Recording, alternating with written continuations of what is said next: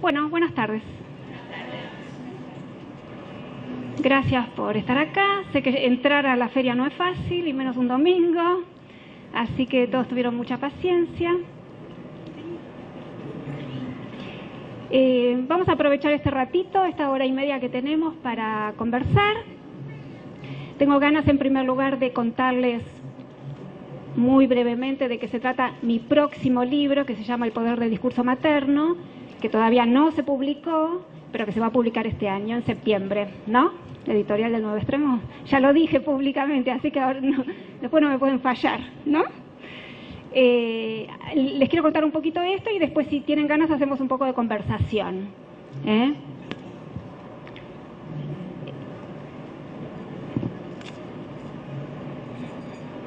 Vamos a contar lo siguiente. Los seres humanos somos mamíferos, es decir, que hemos nacido del vientre de nuestra madre, todos. Y los bebés humanos, cuando nacemos, esperamos encontrar la misma calidad de confort que hemos vivido durante 9 meses en el útero materno.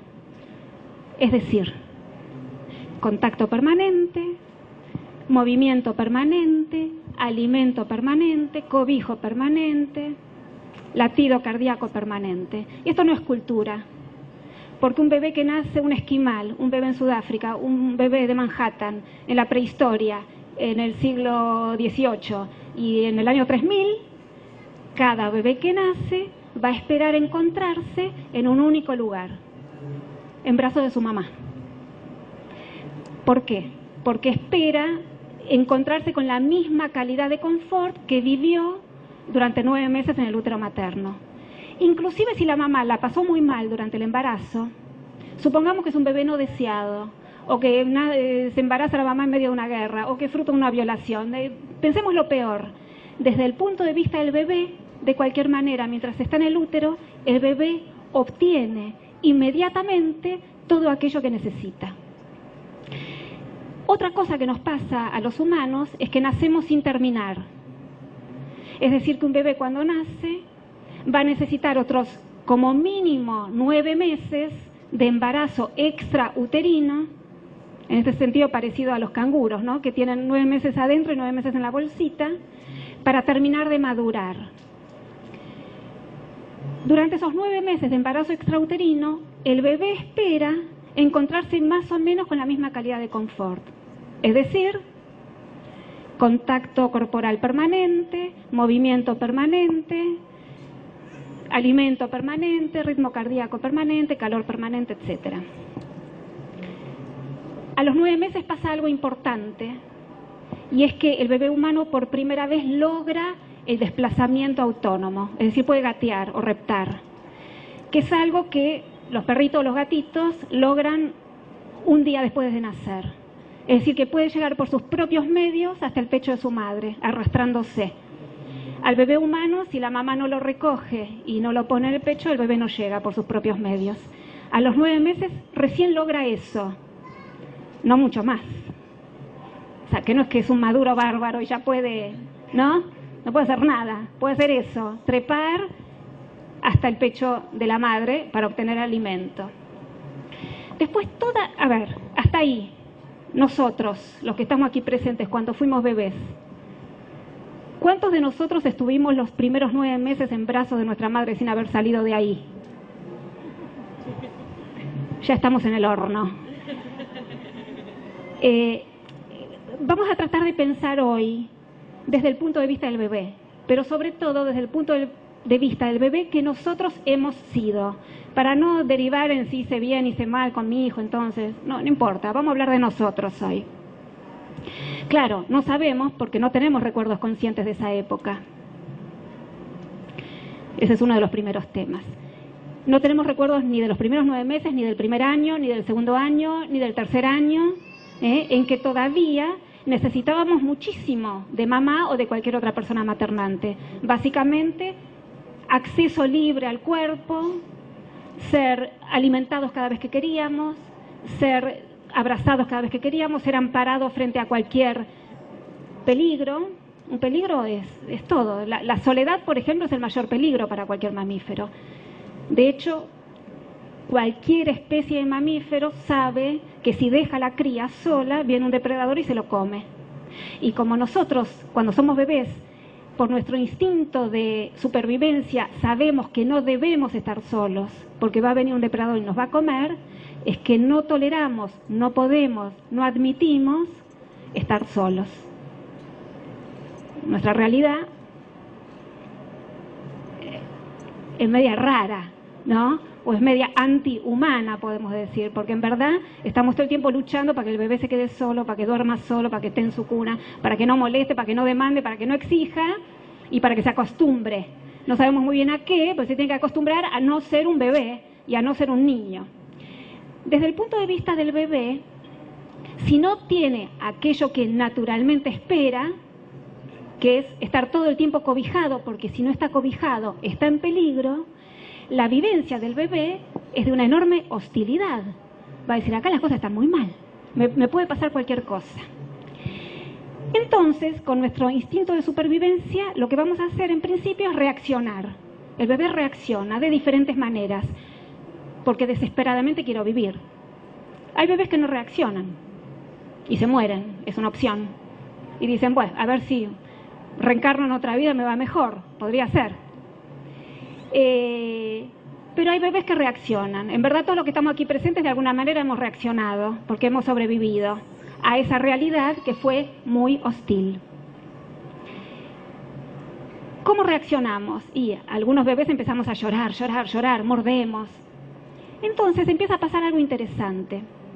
El bebé mordedor, el bebé que le muerde el pezón a la mamá o que muerde la cola de otro bebé o que empieza a morder, alguien dice, supongamos que es la mamá, el papá, el abuelito, dice, es bravísimo, es terrible, es mordedor, es varón también.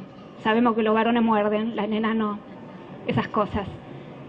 Y acá pasa algo que es lo que más me interesa contarles, y es que al bebé le pasa una cosa y es, me siento en peligro, quiero a mi mamá, quiero estar protegido y sostenido y amparado y tocado y amarrado todo mi cuerpo al cuerpo de alguien que me sostenga, eso es lo que a mí me pasa. Pero eso es nombrado, Felipe es terrible. ¿Ven la distancia entre lo que a mí me pasa y lo que alguien nombra que me pasa? Ese alguien, yo hoy la voy a llamar mamá, ¿no? Que significa, ya estamos todos tratando de justificar a nuestra propia madre, ya lo sé, pero en principio hay alguien que va a tener la manija del discurso oficial familiar. A veces el discurso oficial es el tatarabuelo que se murió hace un montón, pero todos somos abogados, porque los Gutiérrez somos abogados. Uno no sabe ni por qué, pero nace y ya sabe que va a ser abogado, ¿sí? O sea, los discursos oficiales en la familia son complicados. Pero para hacerlo un poquito más fácil, vamos a decir, alguien nombra desde un cristal diferente, que es desde su propio, a ver cómo les puedo decir, desde su propia reacción de supervivencia, lo que le pasa a este bebé. Felipito es terrible. Con lo cual, Felipe va creciendo y organiza su entendimiento, o la estructura psíquica, podemos decir, o los recuerdos, lo que va a quedar consciente, se va a organizar a partir de lo que es nombrado. En este sentido, la palabra en el ser humano es justamente lo que constituye la conciencia. ¿Qué va a significar? Que cuando Felipe va creciendo, ¿qué va a decir? ¿Vos cómo eras cuando eras chico? Va a hacer una terapia, qué sé yo. Vos contame tu infancia. Yo era terrible. ¿Quién lo dijo? Mamá, o papá, o el abuelito. Y la verdad, ¿Felipe era terrible? ¿O Felipe estaba desesperado por obtener cuerpo materno, no estar solo a la noche, intercambiar, tener palabras que traduzcan y medien entre lo que le pasaba y la realidad externa? En fin, un bebé necesita muchísimas cosas. Básicamente una mediación y una traducción entre lo que le pasa y el mundo, entre lo que le pasa y los otros. Cuando el bebé es muy chiquito no hay un otro, lo que hay son puras sensaciones. Y esas sensaciones, si no están satisfechas, amparadas, calmadas, lo que hay es desesperación. Si nadie nombra vos estás con muchas ganas de estar con mamá, o te querés meter en la cama, o querés estar más en brazos, o tenés miedo, o tenés frío, o tenés hambre, o tenés sueño, te voy a hacer dormir porque tenés sueño, si lo que hay es terrible, o no pegues a tu hermana, empiezo a nombrar que eso que a mí me pasa es yo odio a mi hermana, o estoy celoso de mi hermana, digamos, como para decir las cosas banales, ¿no? Que siempre a cualquier cosa, no, lo que pasa es que Felipito está celoso. A todos los niños que pegan a sus hermanas y que siempre decimos lo que pasa es que está celoso, como si eso fuera una realidad, en el fondo es una realidad inventada, pero se la metemos ahí para poder justificar, en verdad Felipito ya pegaba desde mucho antes. Pero uno dice, en casa nadie le pega, en casa todos nos tratamos bien, la mamá es psicóloga, el papá es médico, somos todos buena gente, nos leímos todos los libros, hacemos todo lo correcto. En realidad lo único que entendemos es que es Felipe, que es así. Y lo que no podemos detectar, en verdad, es qué le pasa a Felipe, o ¿estamos en condiciones de preguntarnos a ver qué le pasa a Felipe o qué es lo que Felipe me está queriendo decir que yo no entiendo? Esto sería, por ejemplo, una primer posibilidad de apertura, porque tampoco nacemos sabiendo lo que le pasa a los bebés. ¿Sí? ¿Hasta acá? ¿Sí?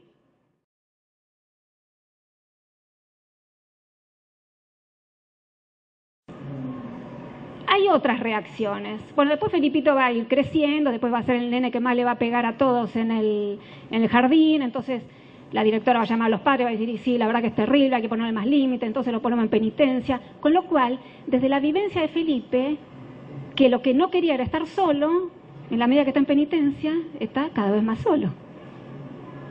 Pobre Felipe, ya no va a zafar. Después, bueno, se va a convertir en... ¿Yo qué soy? Yo soy impulsivo.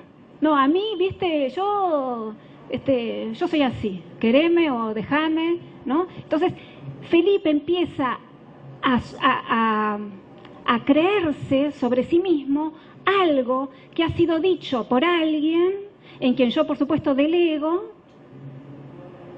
prácticamente toda mi existencia. ¿Quién va a ser? Mamá.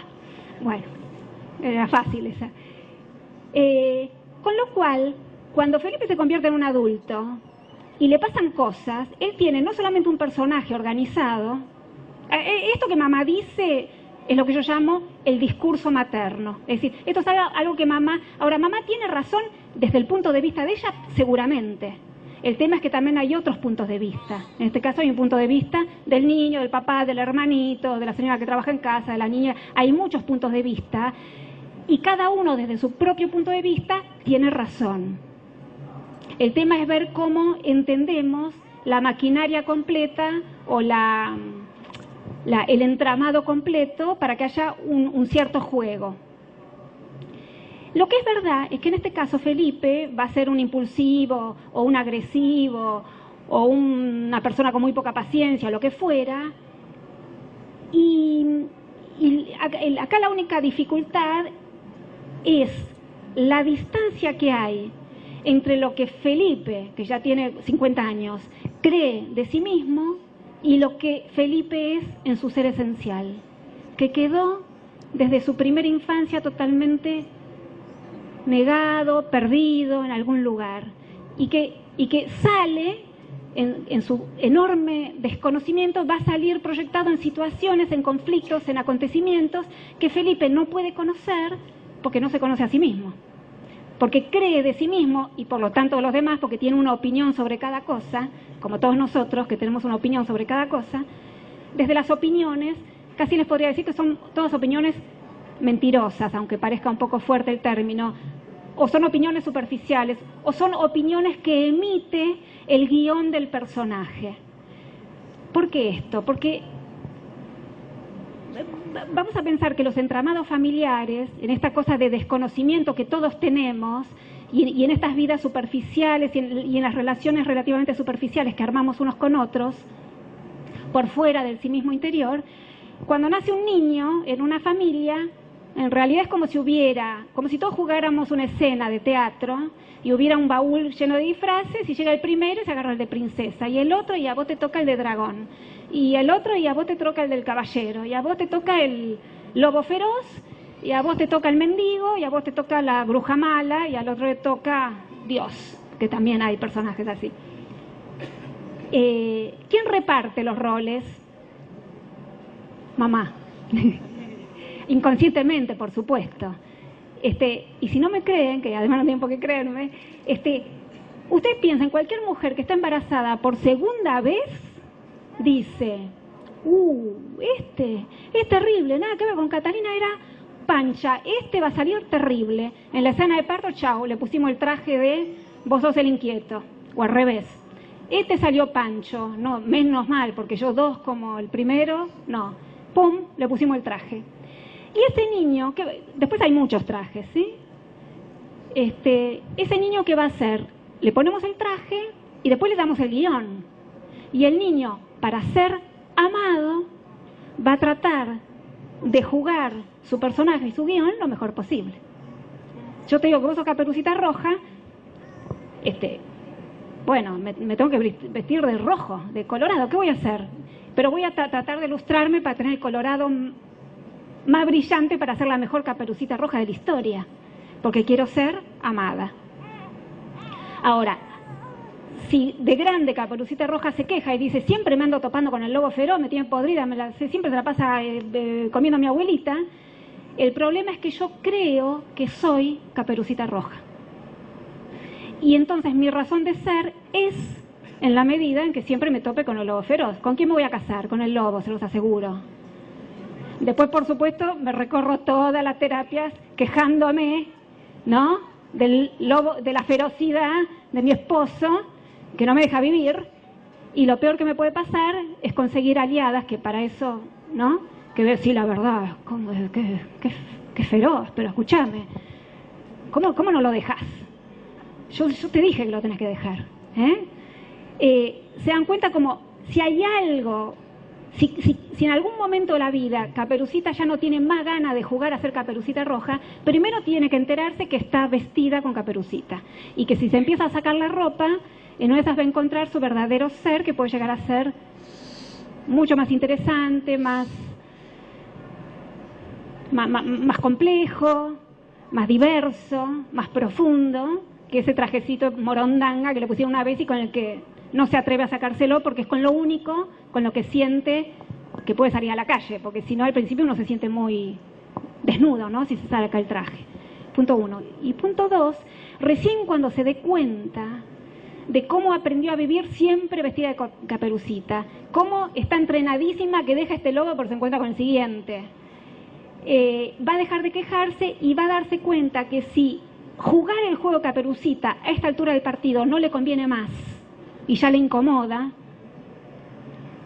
entonces, antes de pretender que el lobo deje de ser feroz, que el cazador deje de ser valiente y que la abuelita deje de ser ingenua, antes de pretender eso, voy a ver qué me pasa si me voy sacando de a poco y si los demás pueden verme y yo vincularme con los demás de una manera más libre y más verdadera.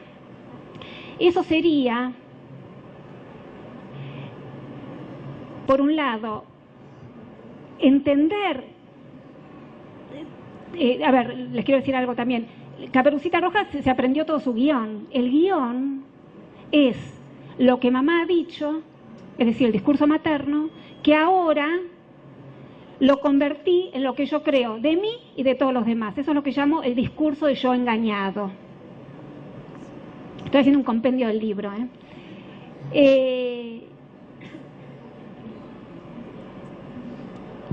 Es muy difícil porque a veces ese personaje, Caperucita o el valiente o el caballero o el tímido o la víctima eterna o el que se enferma siempre, ahora vamos a hablar de varios personajes posibles, en verdad pensemos que cuando fuimos niños ese fue el personaje que nos permitió sobrevivir.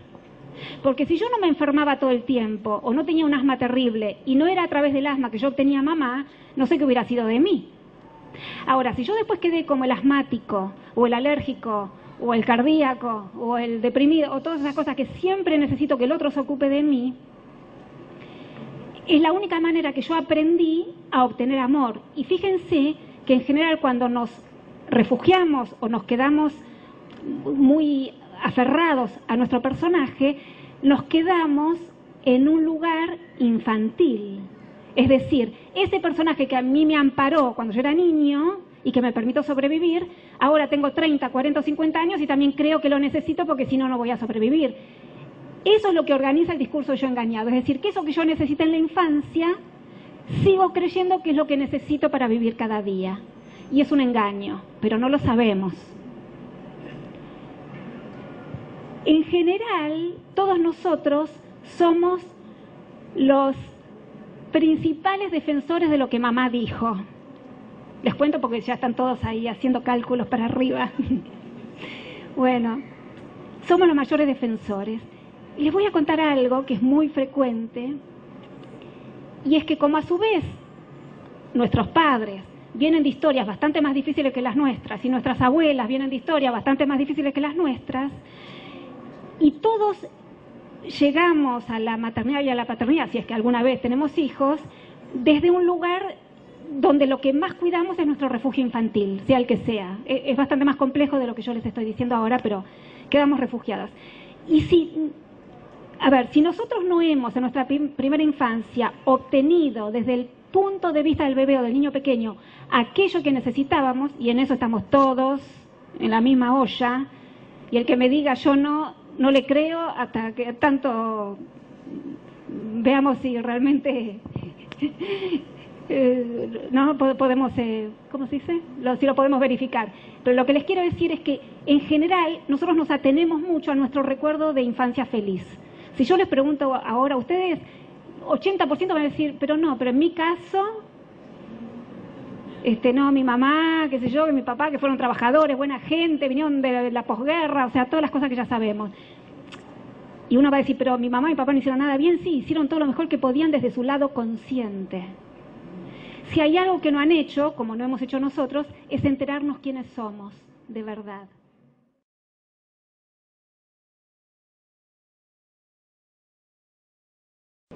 Y en la mayoría de nuestros casos, durante nuestra infancia, si nos ponemos a tratar de recordar, vamos a recordar posiblemente con mucho lujo todo lo que le pasaba a mamá.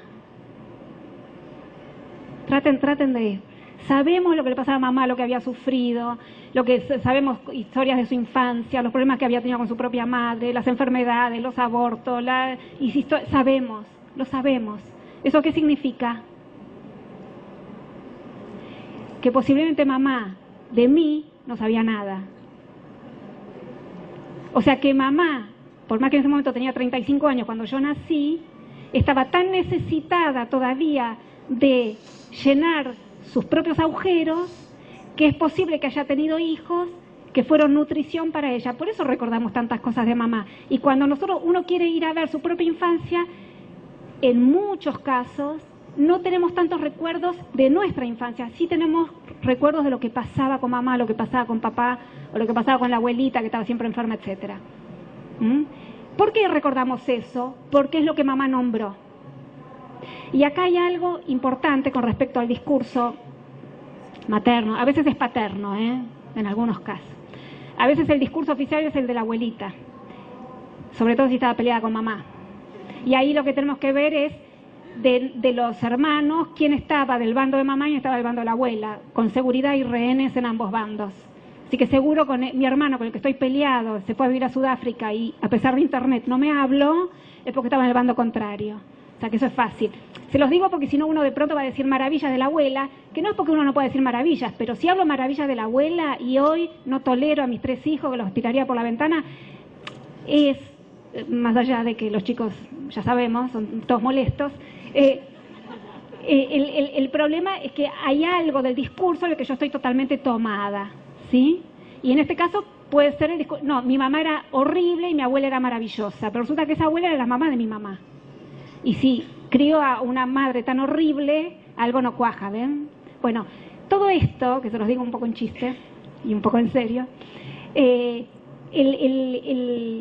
nudo a mí me parece para poder abordar el tema de la conducta humana tiene que ver con que aprendamos a desandar, a destrabar, a deshacer la trama del discurso materno, que es una opinión, y sin embargo ha organizado no solamente nuestro personaje, sino la totalidad de nuestras opiniones. Les voy a decir más, aunque parezca, es entre gracioso y dramático.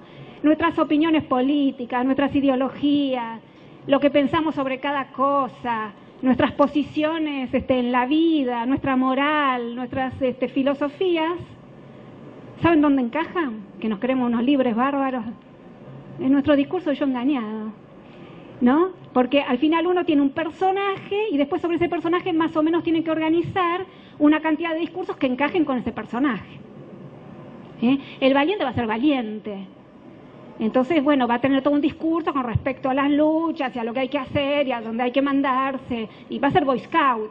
Y bueno, se va a hacer, qué sé yo, se va a ir a, no sé. Puede ser una persona maravillosa todos tenemos nuestro lado maravilloso, que lo usemos el personaje para buenos fines, digamos, pero no deja de ser darle de comer al personaje. Si yo soy el valiente, porque mi mamá siempre dijo que era valiente, en cambio mi hermano es el tonto que no sirve para nada, yo me voy a Médicos Sin Frontera y me voy a Haití y hago algo buenísimo, no digo que no. El tema es que yo sepa que además de eso buenísimo que estoy haciendo, le estoy dando de comer al personaje. Y que en algún momento ese personaje va a ser crack, crack, crack. ¿Cuándo el personaje hace crack, crack, crack? Cuando sos madre, el personaje hace crack, cruk. Esa seguro. ¿Cuándo más? Gracias, Auri. ¿Cuándo más?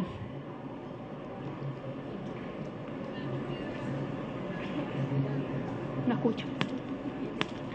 Bueno, en verdad en cualquier crisis vital. Nosotros andamos por la vida lo más campante, somos el más valiente, o somos la tímida, o somos el que nunca se entera de nada, somos el que estamos en las nubes, somos el que nos armamos nuestra propia fantasía y que los demás se maten por ahí, total yo no me enteré, ¿no?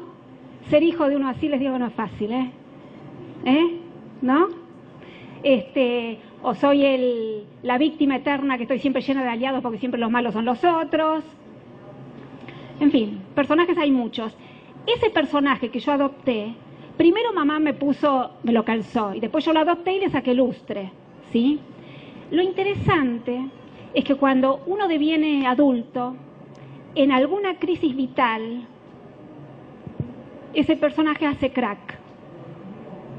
Y nosotros, en vez de darnos cuenta que nuestro propio armado se empezó a crujir, creemos que hay algo externo que tendríamos que cambiar. O alguien muy malo que vino, un acontecimiento muy malo de afuera, o la mala suerte que tuvimos, o mi cónyuge, o mi ex cónyuge, o mi ex suegra, o mi ex algo que vino al mundo solamente para molestarme a mí, ¿no? Porque uno siempre tiene la sensación de que algo externo es lo que a mí me provoca complicaciones.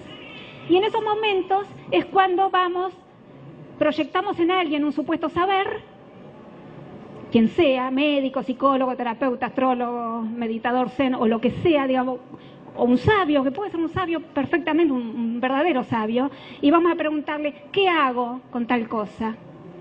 Y si fuera sabio realmente, el sabio tendría que decir, yo qué sé, ¿no? Lo único que podemos hacer es acompañarte a que vos lo averigües, porque si eso te aconteció, es porque tiene que ver con tu entramado, porque si no, nunca te hubiera sucedido. En el sentido que todo personaje obliga a los otros a actuar de una determinada manera. Es como en un juego de ajedrez. O sea, yo muevo una pieza y obligo al otro a mover. El juego cambió por una pieza que yo muevo. Depende, si lo muevo para un lado hay un juego, si lo muevo para el otro hay otro juego. En los entramados familiares sucede lo mismo. ¿Hasta acá estamos? ¿Me quiere hacer alguna pregunta? ¿No? Bueno, le voy a hablar un poquito más y después ya empezamos las conversaciones. Este libro, El poder del discurso materno, que hoy les estoy contando, pero que hoy vamos a firmar sobre todos los libros anteriores, que son todos muy buenos, pero este es el libro que va a salir la próxima vez, justamente va describiendo cómo opera el discurso materno, cómo opera en nosotros, cómo armamos nuestros personajes, cómo llegamos a un momento de la vida en el cual tenemos alguna dificultad, que queremos que esa dificultad desaparezca, pero no estamos dispuestos a cambiar nosotros, Y propone una... Porque la pregunta, ¿y ahora qué hacemos? ¿Y yo cómo sé cuál es mi personaje? Y bueno, ¿y qué hago? ¿Y qué hago con mi hijo que llora, se hace pis a la noche? Porque Gutman, yo vine acá para preguntar peso, ¿no? Y lo que propongo es una introducción a este libro, es una breve explicación de una metodología de indagación personal, que es una posible entre muchas, porque sistemas de conocimiento hay muchísimos, en todos los sistemas religiosos y morales del mundo hay y ha habido. De Jesucristo en adelante y para atrás, siempre la principal enseñanza fue conócete a ti mismo, así que acá no hay nada nuevo. Yo pienso que Jesús quiso decir, intenta conocer la parte sombría que hay en ti mismo, o conoce todo eso de ti mismo que no admites y que rechazas y que no toleras, ¿no? En este sentido, yo creo profundamente que el pasaje en nuestra vida tiene que ver con ampliar el conocimiento de sí mismo, que es conocer todo eso que uno cree que uno no es, pero que sí es. ¿Cómo sabemos? Y porque está proyectado en todos los demás. Entonces, lo peor que no me gusta de mi cónyuge es lo que más me pertenece. Porque la sombra está ahí nomás, ¿no? O de mis hijos, o de mis enemigos, o de mis jefes, o de mis empleados, o de mis vecinos intolerables que hacen ruido, etcétera. Esta metodología, que como todas, como el psicoanálisis, como la meditación trascendental, como las constelaciones familiares, como la respiración holotrópica, como, en fin, como absolutamente, son simplemente hojas de ruta, son todas buenas. En general son todas buenas, dependen de quién es la persona capaz de implementarlas. Ahí ya resbalamos todos un poquito más del entrenamiento de una persona que puede usar una cierta metodología.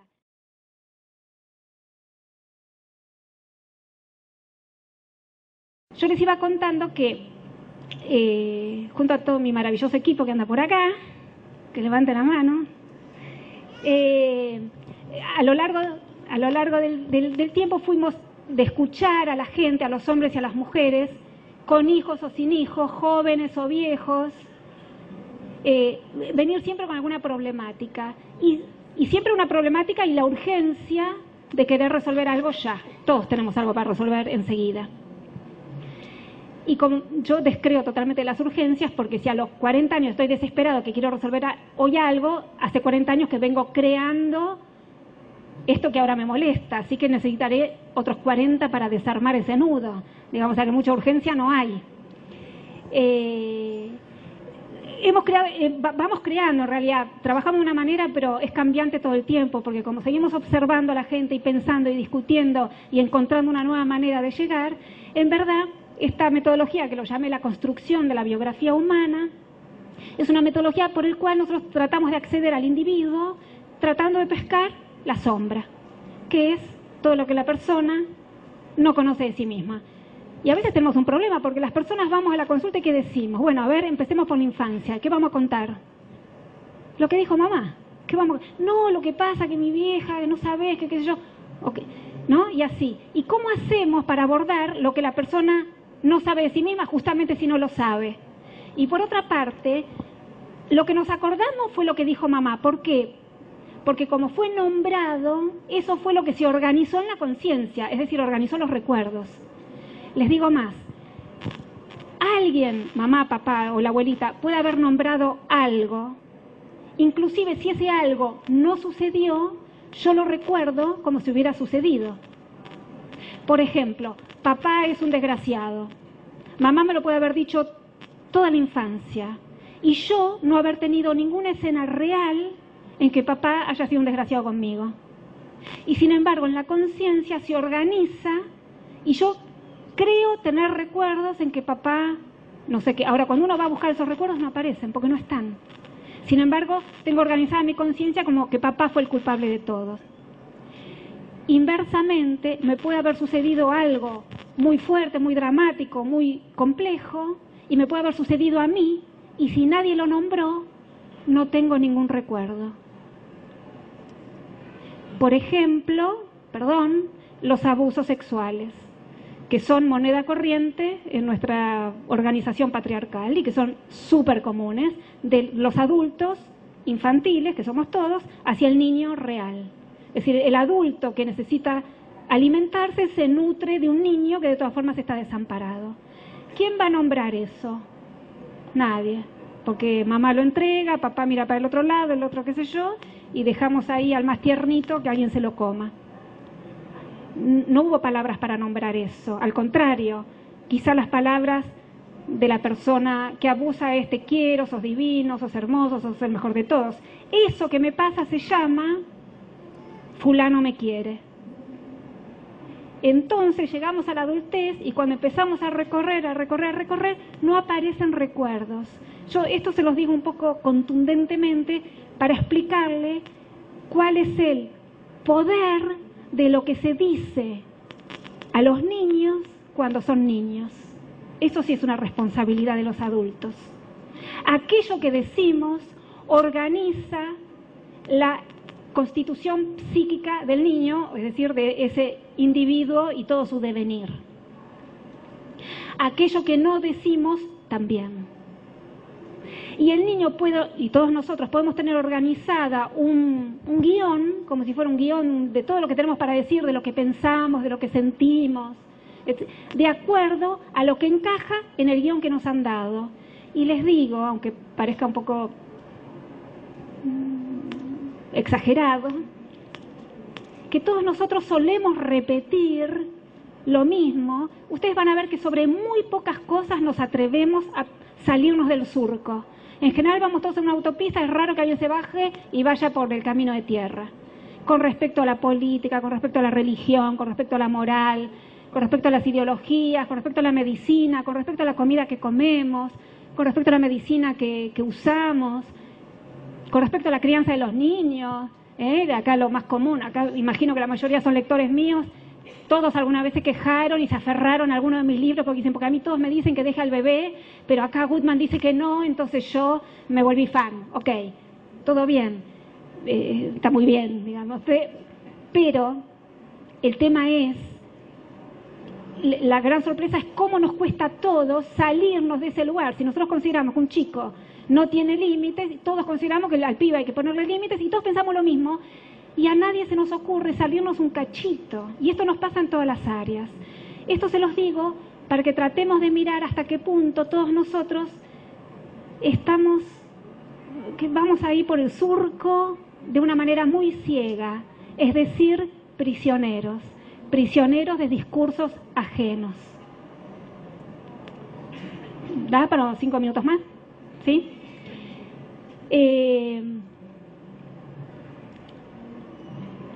¿Cuál sería el propósito? ¿Qué hacemos?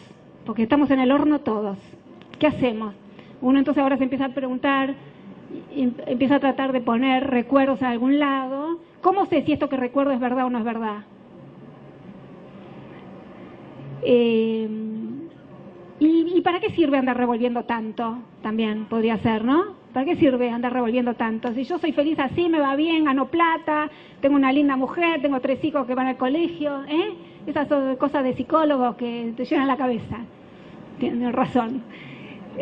En verdad, uno no tendría por qué hacer un camino diferente, salvo que me encuentre en algún momento de la vida con obstáculos que realmente no puedo atravesar.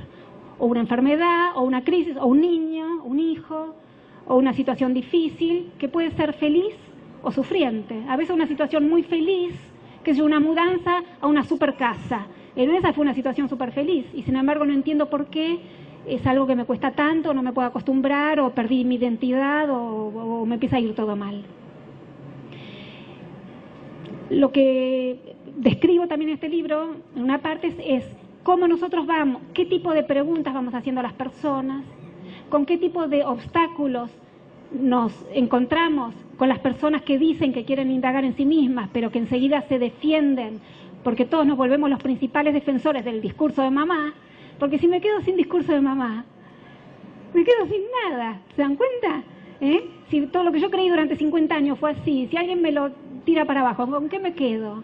¿No? Entonces voy corriendo a preguntarle a mi mamá y mi mamá me corrobora lo que, no, pero si vos eras buenísima, si vos no llorabas nunca.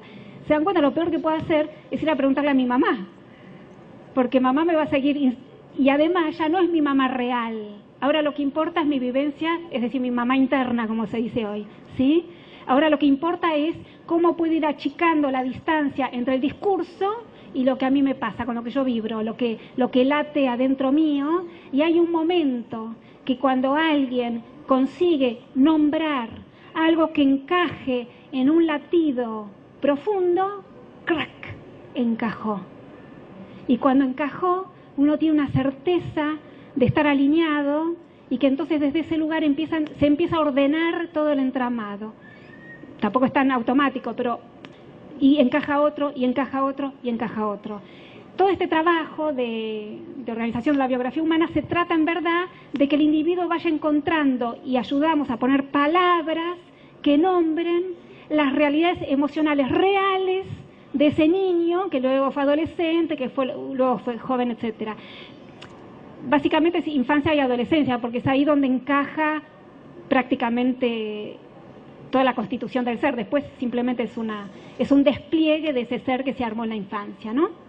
¿Hasta acá se entiende?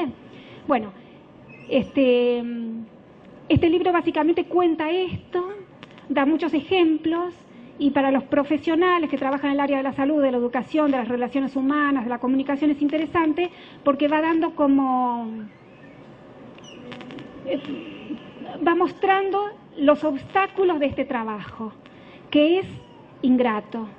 ¿Por qué? Porque siempre estamos mostrando las sombras, es decir, los lugares más difíciles, más dolorosos, ¿no?, de cada individuo. Eso que uno dice, no, ya para sufrir, ya sufrí de bebé o de niño. Ahora yo, como salgo de caballero valiente,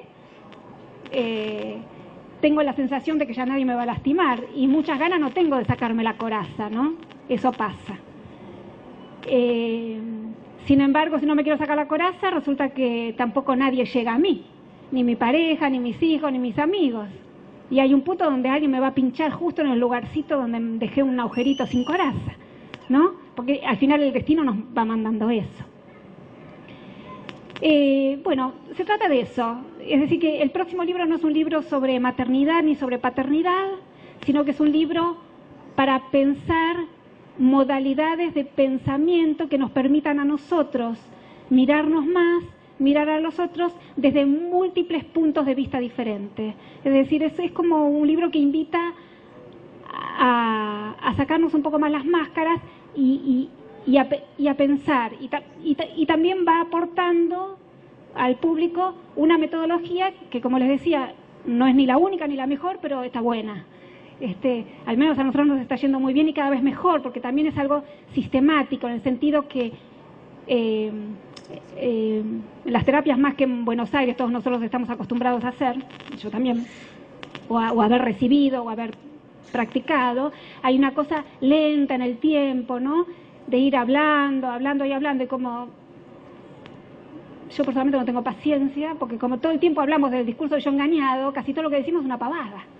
Entonces el tema es que lo que cada uno dice no nos importa nada y lo otro que nos importa no lo recuerda, con lo cual hace falta todo un entrenamiento para poder ir poniendo palabras que encajen en ese ser esencial de ese individuo, pero que no es ni lo que el individuo cree, y que en general lo sacamos de la galera. Por eso la verdad que es más un arte que un oficio, ¿no?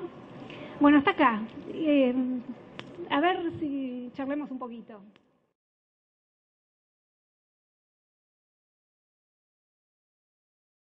Si les interesa, si quieren preguntarme otra cosa. Decime. Sí. Sí, esas palabras que yo digo que sacamos de la galera, ¿cómo llegan? ¿Cuál es el camino? Bueno, a todas las profesionales y los profesionales que yo entreno, que son muchos años de entrenamiento, en verdad lo que hacemos nos acostumbramos a través del entrenamiento, de atender a muchas personas, de ver muchas atenciones, y al principio mis alumnos dicen, bueno, pero danos una lista de preguntas. Y en verdad, cada persona es como una hoja en blanco. Es imposible. Cada vez que termina una lista de preguntas habría que empezar otra. Y en verdad es algo que van aprendiendo con la práctica, de ir pescando. Primero siempre lo que buscamos es amparo o desamparo en la primera infancia. Lo encontramos a los 2 minutos. No importa lo que diga el consultante. Si viviéramos en otro tipo de sociedad todavía, pero la verdad que acá ninguno de nosotros ha obtenido en calidad de bebé o de niño humano lo que estábamos necesitando. O sea que lo que hay es, desde el primer momento, ya un juego, una separación entre lo que el niño espera y lo que recibe. Así que primero buscamos niveles de desamparo que por supuesto la persona no sabe de sí misma. Y después empezamos a poner palabras que nos vamos entrenando hasta que la persona en un momento, si es mujer, se pone a llorar terriblemente. Y si es hombre, también. Y no, cuando la persona dice, nunca lo había visto así, y empieza y empieza algo interesante también. ¿Cómo nos damos cuenta que esas palabras encajan? Las que sacamos de la galera, ¿saben qué hacemos? Abrimos un canal y decimos, por favor, que alguien me dé las palabras. No hay mucho más que eso. Y el entrenamiento, de ver muchos casos. Y lo que es interesante es ir confirmando, porque cuando la persona en ese momento siente que esas palabras describen absolutamente una vivencia interior, suelen decir tal cual, o nunca lo había pensado de esta manera, y pasa algo que empiezan a haber cascadas de recuerdos, justamente porque cuando uno pone un hilito y ese hilito es real, empezamos a tirar y van cayendo todos los recuerdos, entonces a la siguiente vez acuerda más cosas que van confirmando, y después más, y una vez que arrancamos ya es fácil, porque después es solamente tirar del hilo. Sí.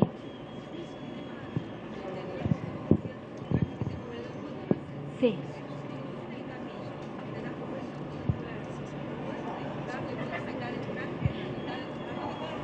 Bueno, la pregunta es, si uno se da cuenta cuál es el traje que le pusieron, uno en el camino, si se da cuenta, ¿puede sacárselo? ¿Qué le digo? Que es muy optimista tu pregunta. Es demasiado optimista. En primer lugar, primero, es raro que uno solo pueda entender su propio traje, porque estamos hablando de sombra, y la sombra solo se ve si está proyectada. A veces la gente dice, bueno, pero no puede ser un autoanálisis. No, porque uno siempre ve de sí mismo la parte luminosa que uno ve. Es así, ¿no?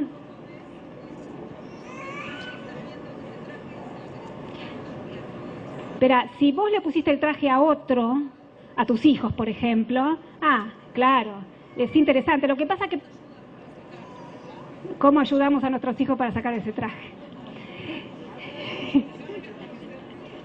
No, para ayudar a los hijos a sacarse sus propios trajes, lo primero es trabajar uno sobre sí mismo, porque no tiene que ver con la voluntad, tiene que ver con la conciencia. Porque a veces pasa mucho con mis lectores, porque no, entonces yo voy a hacer todo como dice Goodman, ni yo sé como dice Goodman, voy a hacer todo bien, yo soy una madre, yo hago todo lo que vos decís, pero igual este chico se porta mal o no tiene límites o qué sé yo. Y en verdad no tiene que ver con la voluntad, tiene que ver con la conciencia. Si yo lo que quiero es liberar a mis hijos de todos sus trajes, que obviamente los tienen, yo no se los no soy yo el que se los saco. Primero voy a ver cómo puedo moverme con mayor libertad dentro de mis múltiples posibilidades. Nadie se saca del todo el traje. Primero porque nadie está dispuesto a perder todos los beneficios. Uno no querría tener, el cazador valiente no tiene muchas ganas de que andar todo tajeado de heridas. Entonces viene diciendo, yo estoy cansado de que me anden hiriendo por ahí. Ahora, no está muy dispuesto a sacarse el traje y empezar a tener miedo, por ejemplo. Entonces esto de sacarse el traje parece así muy, pero uno no se lo saca porque lo más resguardante que tenemos es el personaje que hemos asumido. Y en general no estamos muy dispuestos a perder los beneficios del personaje. Esto, por ejemplo, es muy para las enfermedades. Hay que estar dispuesto a no estar más enfermo y no recibir cuidados desde mi lugar de enfermedad. Y si dejo de estar deprimida o deprimido, ¿quién me cuida? ¿Quién viene? No, en general lo más difícil es, de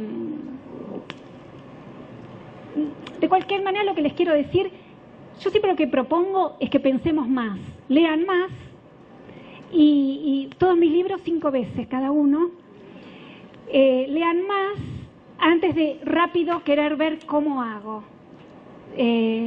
porque es difícil y tampoco tenemos que ir corriendo a hacer nada, pero sí está bueno estar en una situación más permanente de introspección. Eso está bueno. Y si hay algo que nuestros hijos estarían contentos o que les haría bien, es tener padres que estén todo el tiempo preguntándose más y que no estén seguros de nada. Si hay algo que les podemos dar a nuestros hijos es eso, es esta cosa de cambiar, de preguntarnos, de investigar, de decir no sé, voy a ver, antes me pasó tal cosa, ahora estoy pensando tal otra, a vos qué te parece, a vos qué te pasa, qué te parece a vos con esto que me pasa a mí, etcétera. Es decir, tener una cosa de apertura aparentemente, no quiero decir débil, pero una cosa así blanda, es más interesante que tener la solución para saber qué hacer con nuestros hijos. Sí, quería sí. Ahí te pasa el micrófono. En base a esto de los trajes y digamos de los cuestionamientos de uno, ¿no? Porque yo venía, habiendo leído libros y siguiendo un poco esta teoría, con el tema del traje, traté de calzarle a mi hijo un traje de que vos fuiste deseado, que sos amado, que sos contenido y todo esto. Ahora, viendo lo nocivo, por ejemplo, del traje del sos inquieto, afianzar un traje de fuiste tan deseado, de tanta valoración, no puede traspasar el límite del día de mañana ser un adulto soberbio, por ejemplo. O sea, ¿hasta dónde llega el límite? Bueno, que es lo que se me plantea ahora, ¿no? Acá hay algo.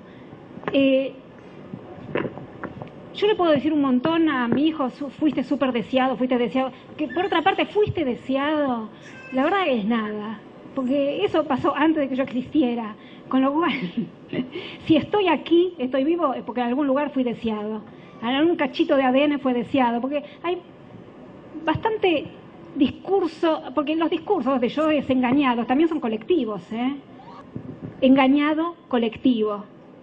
Este fue el psicólogo. ¿Fue un niño deseado o no? El que fue deseado, así fue deseado. El que no fue deseado, ¿qué va a ser? Este niño no fue deseado, perdón. Si nació, porque en algún lugar fue deseado, quizá no conscientemente, pero muy deseado sombríamente, ¿sí? Ahora, lo que al niño le importa es la vivencia que tiene. ¿Él se siente amado o no se siente amado? Hay una diferencia. Si ese niño de verdad se siente amado, ¿cómo va a ser soberbio? Porque el soberbio es el que se siente débil, el que se siente inseguro. Entonces, ¿qué hace? Va así y se lleva el mundo por delante del quickie que tiene de que alguien se dé cuenta que está muerto de miedo. Pero el niño realmente amado, de verdad que se siente amado, no necesita ser soberbio, porque no necesita demostrarle a nadie nada, porque su seguridad la vive en su interior. ¿Sí? ¿Qué más?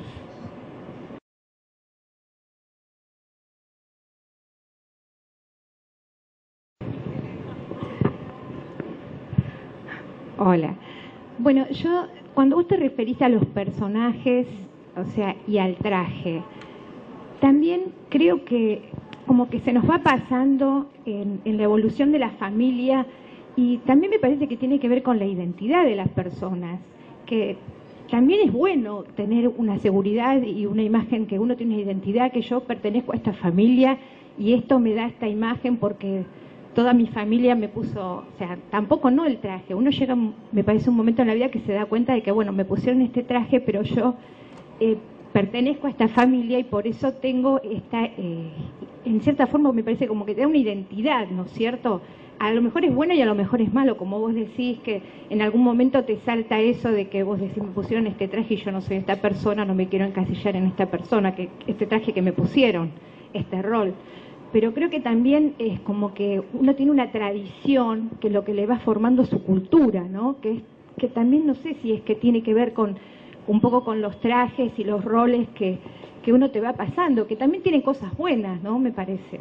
Sí, no estamos hablando de lo bueno o lo malo, estamos hablando de el conocimiento de sí mismo. Algunas personas estamos muy bien, muy cómodas y muy felices en nuestras identidades, que es otra palabra para nombrar el traje. Y algunas personas estamos felices en la familia en la que estamos y además necesitamos mucho pertenecer. A nosotros somos los Flores Gutiérrez. Y para mí lo más importante, ¿yo quién soy? Yo soy una Flores Gutiérrez. Si para mí eso es importante, está muy bien.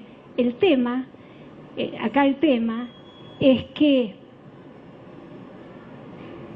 si en algún momento, nadie dice que uno va a dejar de pertenecer al lugar donde me encanta pertenecer.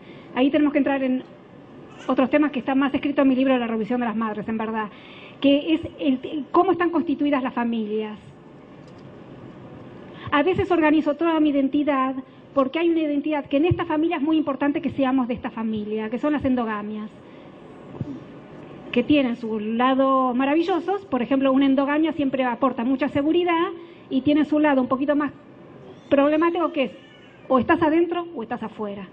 Con lo cual, en las familias endogámicas están los que pertenecen, obtienen los beneficios de pertenecer, pero se atienen a las reglas de pertenecer, o los que quiere vivir afuera, entonces andate bien lejos, son libres, pero no obtenés los beneficios. Modelos familiares hay muchísimos. A mí no me importa mucho lo que es bueno o lo que es malo. Lo que sí es interesante es que cada persona, cada individuo, cuando va tratando de entenderse más, pueda entender no solamente su personaje, sino también el entramado familiar en el que está. ¿Para qué? Para que pueda decidir con libertad. En una endogamia, que es donde seguramente vos provenís, siempre está los que quedaron muy adentro, con beneficios que son, a ver, la empresa familiar, que además vivimos todos en una manzana redonda, arriba, abajo, atrás, ¿no? Al estilo italiano, ¿no? Entonces, los que trabajan, entonces los que se casan con alguien medio huérfano, chocho de casarse con alguien que tiene una familia bárbara con los ravioles del domingo, o sea, que se compra el paquete completo. Bueno, ¿qué se compró? Me compré una familia endogámica que me van a cuidar y mientras yo esté ahí voy a obtener todo lo que no obtuve de chico porque fui hijo único de una mamá que se murió cuando yo era joven, qué sé yo. ¿Está bien o está mal? Y está buenísimo, porque se ve que está sobreviviendo, pero es interesante que está comprando la endogamia, ¿no? Vía pseudo enamoramiento del chico o la chica de esa familia, que está muy bien. Lo que está bueno es entender el pánico que le sucede cuando a los 15 años se enamora locamente de una chica que pasó por ahí. ¿Se dan cuenta? Porque ¿qué siente ese personaje? ¿Cómo me puede pasar esto a mí? Y va a un médico, un psiquiatra que yo, diciendo, dígame qué tengo que hacer. ¿Dejo a mi mujer el trabajo, la seguridad, la familia, qué sé yo? ¿O me voy con esa mujer que me volvió loco? ¿Qué hago? ¿Qué tiene que contestar el profesional? Yo qué sé. Pero miremos un poco de qué situación provenís, el nivel de soledad, cómo necesitaste una endogamia, cuánto necesitas la endogamia ahora, cuánto vendiste tu propia libertad, porque en ese momento lo que más querías era seguridad, no libertad. Ahora la tenés, entonces ahora tenés 45 años, ahora te querés dar el lujo de ser libre, ¿no? Después la persona puede elegir lo que quiera, pero lo interesante es que lo elija con conciencia. Si entiende su personaje y entiende el entramado, quizá puede elegir con conciencia. También es verdad que elegir siempre es perder algo. De la misma manera, para hacer en ese endogamia, que hay un montón de gente, bueno, las endogamias siempre son bastante grandes, siempre hay algún hermano que por supuesto se fue a los 18 años a Katmandú y que nadie sabe, bueno, estos chistes yo los hacía cuando no había tanto internet, pero bueno, ya se quedaron obsoletos, porque ahora con internet encontramos a todo el mundo en todos lados. Pero si queremos, sí, porque también se puede esconder, pero hasta Bin Laden lo encontraron, así que ahora está difícil. A veces para confirmar una endogamia podemos mirar por afuera de la endogamia los que quedaron totalmente apartados, es decir, el que no está dispuesto a vivir dentro de las leyes de la endogamia queda totalmente exiliado. Los que están adentro lo envidian. Claro, vos sos libre, nosotros tuvimos que acá atender a la abuela 10 años con su enfermedad y vos nunca te ocupaste, se murió y ni viniste. O sea, le envidiamos la libertad. Y el que está afuera envidia la seguridad porque es el único que quedó desheredado. ¿Está bien o está mal? No importa. Lo que es interesante es aprender a mirar, cuando porque cada uno viene con su propia problemática personal, que es así de chiquita, porque en todas nuestras vidas, obviamente nuestra problemática así de chiquita nos inunda todo y tenemos razón, pero cuando nosotros abrimos el Zoom y miramos problemáticas enteras o entramados enteros, ese individuo que está queriendo saber qué hago, ¿me voy con la chica esa o me quedo acá con la bruja de mi esposa? ¿Sí? Lo que podemos hacer es mirar, entonces la persona se puede conocer más dentro de su entramado y luego elegirá, bajo su propia responsabilidad. Después hay muchas cosas posibles que puede hacer, porque es más maduro, porque ya no necesita la misma seguridad que antes, porque puede proponerle a su esposa vivir un poco más por fuera de la endogamia, hacer nuevos acuerdos, en fin, hay 1000 cosas posibles, siempre y cuando el individuo entienda cuál es su propia trampa. Y eso es lo que a mí me parece interesante. Y además, cuando trabajamos para que cada persona sepa más de sí mismo, volvemos responsables al otro. Porque nosotros tenemos una tendencia muy infantil de preguntar, hacer lo que el médico, el psicólogo, el astrólogo me haya dicho, si me va bien es un genio, si me va mal es el culpable. Y esto, en el tema de la maternidad y la paternidad, es muy común, porque las mujeres sobre todo estamos tan infantilizadas, o no, nos ponemos tan infantiles cuando tenemos niños, que le preguntamos a cualquier cosa. Nos va pésimo.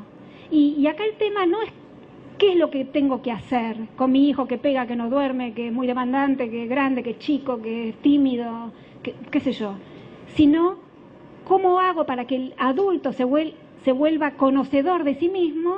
Creo que los verdaderos cambios suceden en las relaciones íntimas, a la noche, sucede en casa, en la medida que podamos tener más relaciones, más conscientes, no digo mejores, porque para cada uno de nosotros mejor o peor es muy diferente, pero un poco más conscientes, vamos como mínimo a darnos cuenta primero del nivel de egoísmo que tenemos, del nivel de desamparo del que provenimos, del nivel de infantilismo y de cómo quiero para mí, de la discapacidad enorme que compartimos para poder ser altruista de verdad, y lo más difícil es ser altruista con la pareja y con los hijos, que se supone que es lo que más queremos, porque nos vamos a hacer colectas por ahí que están muy bien, pero en una de esas no toleramos estar una noche entera con un niño pequeño que necesita estar con nosotros. Nos parece terrible eso, ¿no? En este sentido, yo no estoy diciendo hay que quedarse toda la noche con el hijo, estoy diciendo como mínimo descubramos quiénes somos, de qué tipo de carencia provenimos, cuáles son nuestros poquísimos recursos emocionales antes de quejarme de los demás. Y sabiendo más quién soy o lo poquito que puedo, bueno, veré si puedo pedir ayuda, veré si puedo contar más desde mi ser esencial, no desde mi personaje, quién soy y qué necesito, veré qué intercambio puedo hacer, y entonces las cosas mínimas de la vida cotidiana, como mínimo, van a ser un poquito más dulces. Y no vamos a estar todo el tiempo peleándonos o quejándonos, más las mujeres que los varones, tenemos que decir, ¿no? De lo que el otro no hace, o no me ampara, o no me ayuda, o no me cuida, o no me protege, o etcétera, ¿no? Sí.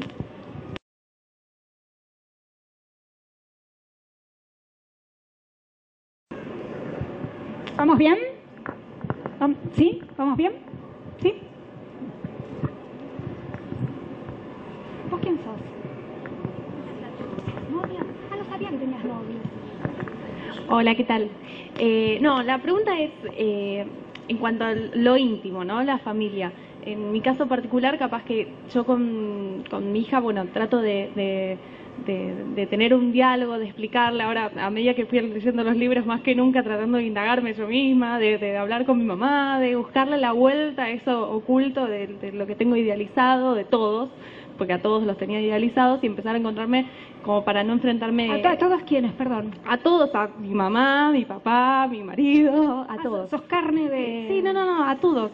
Era como que a todos era, ay, qué divino, sí, yo era el ideal, y no. Entonces, en esta búsqueda, digamos, encuentro que a veces choco justamente, bueno, con mi marido con respecto a, y con toda la familia, las actitudes que tengo de la crianza con mi hija, ¿no? Desde dormir con ella, desde amamantarla bastante, ¿no? Entonces, si bien yo voy mostrándole una realidad y le voy haciendo un personaje a ella digamos, de cómo es y qué es lo que necesita y la cuido y todo, cuando recibo todo esto externo, no sé de qué manera ella puede ¿Todo influenciarse. externo es tan externo como tu marido?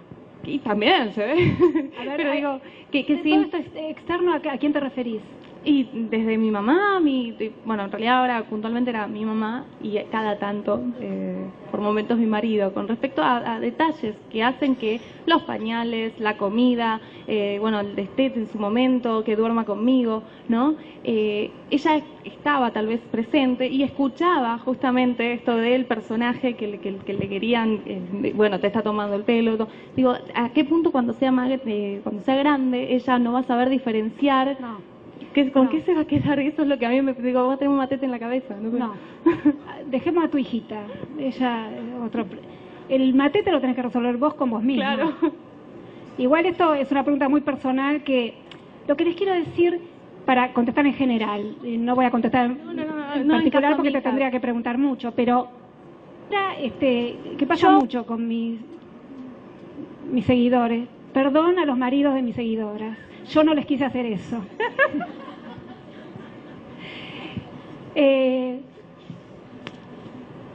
Yo no dije eso que ellas dicen que yo dije.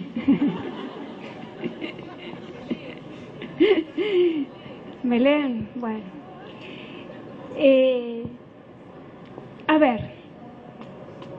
Acá hay algo que tiene que ver con lo que yo les decía antes. Que no tiene tanto que ver con que si yo duerme conmigo porque es mejor, no duerme con vos porque es peor, no le saco los pañales porque Goodman dice que es mejor, que hasta los 3 años, etcétera. Lo que acá hay para ver es cómo organizaste, desde que naciste hasta hoy, a los 30 años, no sé cuánto tenés, esto que vos sos.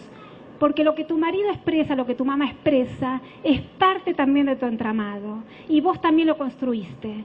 Entonces ahora el tema no es que, mi nena escucha lo que digo yo, que tiene que comer natural, pero la abuela le da Coca-Cola. ¿Cómo vas a ver lo que es mejor? No importa. Tu tarea es entender cómo armaste este entramado, que lo armaste vos, aunque no lo sepas, lo armaste vos. Y si te molesta mucho, tendrás que averiguar cómo desarmarlo. Pero justamente el tema está, porque si yo entro, lo más fácil es entrar en la pelea de las ideologías. Ustedes saben que en España, ustedes saben el libro Duérmete niño, todos lo conocen, pero en España fue furor. Vendió, a mí me da mucha envidia porque vendió tantos millones y millones y millones de ejemplares. Debe haber ganado tanta plata este señor, que se armó la dicotomía. Carlos González, que es un pediatra, Goodman de un lado, González y Goodman de un lado, Stivil del otro. Y la verdad que se arma una dicotomía que entonces están los de los bandos de uno y los de los bandos de los otros. Y en verdad, en los dos bandos tienen razón. Porque los que están de los bandos de Stivil dicen, pero mi hijo duerme, el tuyo no. Con lo cual, ¿sí? Tiene razón. Y los del otro dicen, bueno, pero el mío va a ser más feliz. ¿Qué sé yo? No sé si tiene razón.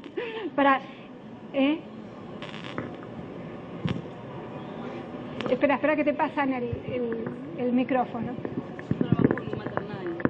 Sí. Me pasa mucho esto de lo que vos mencionás, de que con la carga que venimos cada nene, ¿no? Entonces después me encuentro con papás que vienen con muchísimas dudas, como también acá yo también soy mamá, y bueno, y cómo ayudar, ¿no?, a estos papás a poder realizar mejor esta tarea. Bueno, espera, eso ya es mucho más difícil y a mí me parece imposible, pero acá les voy a decir algo. Lo que les quería decir antes, esta es otra pregunta. Con respecto a esto, lo que les quiero decir que muchas veces nosotros estamos tan aferradas a una idea, la que sea, que entonces en el fondo nos montamos en nuestro personaje guerrero en contra de la idea del otro, mi marido, mi mamá o quien sea, y en el fondo le sigo dando de comer a mi personaje. Por eso a mí, frente a esto, que es lo que lo dijiste vos, pero lo pueden haber dicho un montón de personas, no importa cómo, porque si no la pregunta sería, ¿cómo hago para convencerle al otro que en realidad mi posición es mejor? Se dan cuenta que en el fondo seguimos en un personaje que entonces, si yo estoy en este personaje voy a encontrarme siempre en mi entramado a alguien que esté en desacuerdo conmigo, porque si yo no peleo para defender mi causa, se me desarmó mi personaje, así que voy a andar encontrando enemigos por todos lados. O sea que ahí el tema, ven como este libro va a ser muy interesante porque nos va a hacer desandar, ¿no? Lo he leído en mis libros anteriores que son todos buenos. Con respecto a los profesionales, en tu caso maestra jardinera, ¿cómo hacer para ayudar a los padres? La pregunta es si realmente en mi posición yo tengo algo para ayudar. O acompañar, pero cuando uno trabaja con otros padres, lo mejor es preguntarles. Porque los padres, cuando tenemos niños pequeños, estamos tan infantilizados. Yo me enamoré de alguien y no le fui a preguntar a nadie si le gustaba mi novio o mi novia. Si tenía 16, quizás mi mamá me lo pateó, pero a los 18 ya no, quiero decir. Hago mi vida, me casé 3 veces, me divorcié 3 veces y nunca le pregunto a nadie. ¿Cómo con mi hijo le voy a preguntar cosas a alguien? Voy y le pregunto al pediatra, pobre pediatra, no sé si hay pediatras acá. Le delegamos el supuesto saber y se supone que el pediatra tiene que contestar algo. Y los pediatras pobres terminan contestando algo que realmente sacan de la galera, porque les aseguro que en toda la carrera de medicina y en los 3 años de pediatría no aparece ni la crianza, la materia no aparece. Vínculos tempranos tampoco, lactancia tampoco, problemática psicológica tampoco. O sea que el pobre hombre o la pobre mujer saca de la galera lo que puede y uno lo toma como si... ¿no? Y el pediatra directamente, ¿cómo hago para ayudar a los padres que vienen desesperados? Porque... Y otro lugar donde preguntamos, porque no sabemos a quién preguntar, la maestra jardinera, que en general tiene 25 años. Vos no, pero en general tiene 25 años, tiene 2 trenzas rubias, está mensajeándose con el novio, mientras la mamá abogada de 40 años le pregunta, ¿qué hago? Y la pobre maestra jardinera también tiene que sacar algo de la galera, y después va a los congresos y dice, ¿qué puedo hacer para ayudar a los padres? Y estamos todos en un entramado de discurso engañado colectivo atómico. Desde el lugar profesional creyendo que estamos ayudando a los padres, y los padres creyendo que están preguntando algo piola, y para colmo que están recibiendo alguna respuesta más o menos que le va a durar 5 minutos la respuesta, se pueden imaginar. En este sentido, creer que ayudamos a los padres es discurso engañado. Lo más genuino... ¿Qué? Ahí. Hola. ¿La última? Ok, es la última y después les digo algo. Bueno, sí. Después de leerte, también he leído a Alice Miller y a Casilda Rodríguez, y tenía mucha curiosidad de preguntarte qué opinabas, sobre todo ese libro de Por tu propio bien y el drama del niño dotado. Sí. Escucho que tiene mucho que ver con esto. Bueno, ahora te voy a contestar, pero antes les voy a decir algo. En general siempre es común que alguien me diga, Laura, ¿qué opinas sobre...? Y en general cuando me preguntan qué opino, yo tengo tendencia a no querer contestar qué opino sobre tal y tal cosa. ¿Saben por qué? Porque si alguien vibra y le gusta lo que yo digo, lo que yo escribo, si yo sobre un tema voy a opinar lo mismo, tiene más harina para su propio costal y se siente un poco más... ¿Viste que Goodman opina que Casilda está buena? ¿Sí? ¿Se dan cuenta? Y en general, la opinión que alguien emite, seguimos proyectando y encuadrando nuestro conjunto de ideas para darle de comer a nuestro personaje, sea el que sea. Por eso, en general, no me gusta decir lo que opino de cual y de tal. De cualquier manera, yo soy muy lectora, ustedes supongo que son también muy lectores, estamos hoy en la Feria del Libro, o sea que uno se va buscando, digamos, cuando empieza una búsqueda, empieza por un lado y sigue por el otro y sigue por el otro, y va empezando a sentir que ahí hay un terreno donde siento que tiene que ver con lo que yo estoy pensando. Pero en general, contestar a lo que yo opino sobre tal o cual... Yo después tomamos un café y yo también tengo mis opiniones sobre cada cosa, pero las opiniones que yo tengo tienen que ver con mi personaje. Y entonces, como acá, hoy yo tengo el micrófono, ustedes están proyectando un supuesto saber en mí, y si yo digo mi opinión, es usar el poder mal. Es medio estafa. Y en este sentido no está bueno, no está bueno. Entonces yo voy a decir, fulano es buenísimo, el mengano es malísimo. Yo por supuesto que tengo mis opiniones sobre todo, como todos nosotros, pero son mías y no tienen que ver con un sistema de pensamiento Yo sé que esto que, para terminar, esto que yo les estoy contando, es un poquito difícil porque deja todas las puertas abiertas. Nadie se va con una idea que me encaje, justamente. Mi idea es que no encaje ninguna. Y siempre es mejor salir con muchas más preguntas para formularme que queden abiertas, porque entonces me voy volviendo responsable como mínimo de las nuevas preguntas que generamos. En verdad yo creo que nosotros socialmente estamos pobres de nuevas preguntas. En el terreno de las relaciones humanas ni les digo. Uno puede leer un montón de libros y la verdad son pocos los que valen la pena, en el sentido que uno pesque un pensamiento que realmente sea abridor del corazón. ¿Es muy bruto lo que dije? Les quiero decir dos cositas antes de terminar.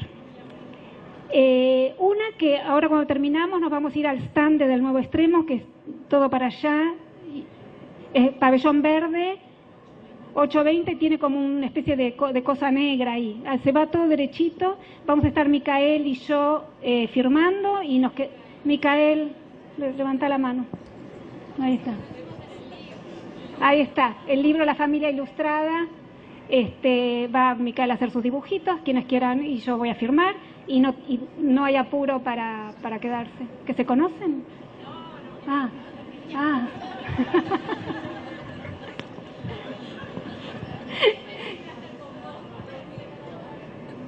Está acá un costadito. No, ahora vamos a estar juntos allá. ¿Y algo más tenemos que decir, Fer? ¿No? ¿Qué? Dos cositas iba a decir, que nos vamos para allá.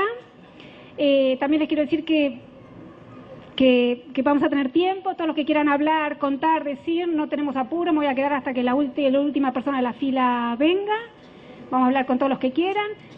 Traten de ser breves, no me cuenten toda la vida, porque además les voy a decir, yo qué sé.